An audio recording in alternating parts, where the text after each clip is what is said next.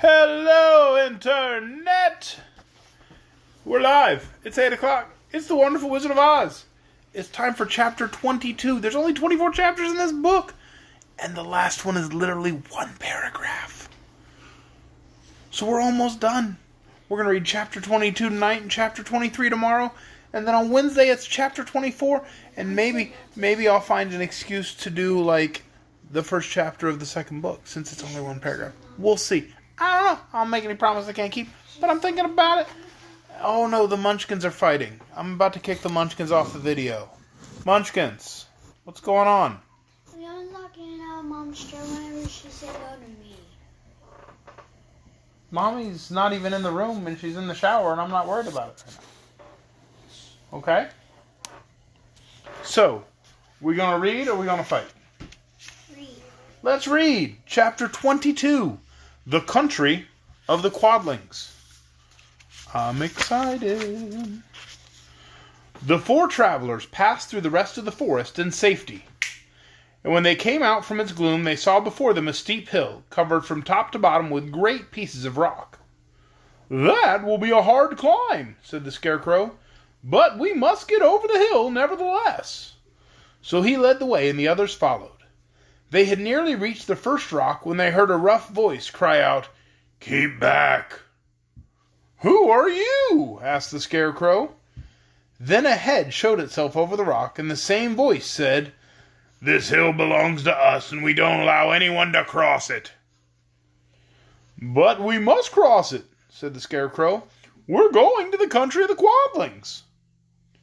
"But you shall not," replied the voice, and there stepped from behind the rock the strangest man the travelers had ever seen.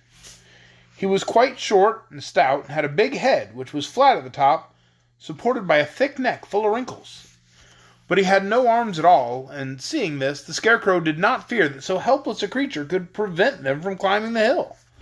So he said, "I'm sorry not to do as you wish, but we must pass over your hill whether you like it or not."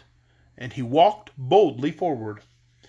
Quick as lightning, the man's head shot forward, and his neck stretched out until the top of the head, where it was flat, struck the Scarecrow in the middle and sent him tumbling over and over down the hill. Almost as quickly as it came, the head went back to the body, and the man laughed harshly as he said, "It ain't as easy as you think." A chorus of boisterous laughter came from the other rocks, and Dorothy saw hundreds of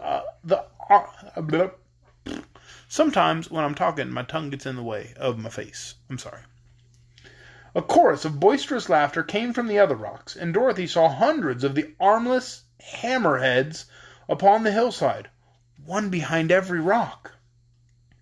The lion became quite angry at the laughter caused by the Scarecrow's mishap, and giving a loud roar that echoed like thunder, he dashed up the hill. Again a head swiftly shot out, and the great lion went rolling down the hill as if he'd been struck by a cannonball. Dorothy ran down and helped the Scarecrow to his feet, and the lion came up to her, feeling rather bruised and sore, and said, "It is useless to fight people with shooting heads. No one can withstand them." "Well, what can we do, then?" she asked. "Call the winged monkeys," suggested the Tin Woodman. "You still have the right to command them once more." "Very well," she answered, and putting on the golden cap, she uttered the magic words. The monkeys were as prompt as ever, and in a few moments the entire band stood before her. "What are your commands?" inquired the King of the Monkeys, bowing low. "Carry us over the hill to the country of the Quadlings," answered the girl. "It shall be done," said the king, and at once the winged monkeys caught the four travelers and Toto up in their arms and flew away with them. As they passed out... Okay, I gotta show you. There's a really cool picture of the hammerheads and them attacking Scarecrow, and it's kind of cool, because I couldn't picture what the hammerhead people would look like, but that's awesome. I'm gonna show the Munchkins now. Wow. Annabelle would have thought they're creepy. Pretty cool. They are a little creepy. Mm-hmm. As they flew over the hill, the hammerheads yelled with vexation and shot their heads high in the air, but they could not reach the winged monkeys, which carried Dorothy and her comrades safely over the hill, set them down in the beautiful country of the Quadlings. "This is the last time you can summon us," said the leader to Dorothy. "So goodbye, and good luck to you." "Goodbye, and thank you very much," returned the girl, and the monkeys rose into the air and were out of sight in a twinkling. The country of the Quadlings seemed rich and happy. There was field upon field of ripening grain, and well-paved roads running between, and pretty rippling brooks with strong bridges across them. The fences and houses and bridges were all painted bright red, just as they had been painted yellow in the country of the Winkies, and blue in the country of the Munchkins.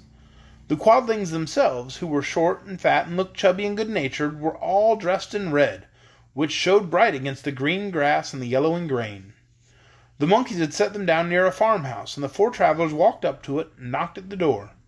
It was opened by the farmer's wife, and when Dorothy asked for something to eat, the woman gave them all a good dinner, with 3 kinds of cake and 4 kinds of cookies, and a bowl of milk for Toto. "How far is it to the castle of Glinda?" asked the child. "It is not a great way," answered the farmer's wife. "Take the road to the south, and you will soon reach it."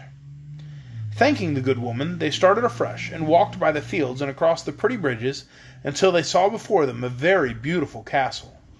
Before the gates were 3 young girls dressed in handsome red uniforms trimmed with gold braid, and as Dorothy approached, one of them said to her, "Why have you come to the south country?" "To see the good witch who rules here," she answered. "Will you take me to her?" "Let me have your name, and I will ask Glinda if she will see you." They told who they were, and the girl soldier went into the castle. After a few moments she came back to say that Dorothy and the others were to be admitted at once. And that is the end of chapter 22.